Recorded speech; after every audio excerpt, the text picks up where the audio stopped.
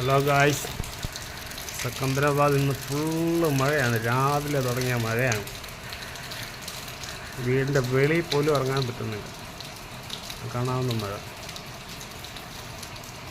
ഈ രീതിക്ക് പോയാൽ മിക്കവാറും ഇവിടെ പല സ്ഥലങ്ങളിലും വെള്ളപ്പൊക്ക സാധ്യതയും വളരെ കൂടുതലാണ്. ടെറസിൻ്റെ മണ്ടത്ത്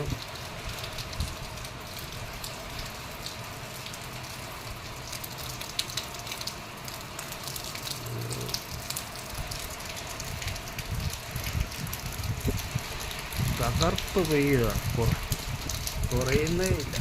ഇപ്പം എവിടെയൊക്കെ വെള്ളം മുങ്ങിയിട്ടുണ്ടെന്ന് വൈകുന്നേരം ആകുമ്പോൾ അറിയാം.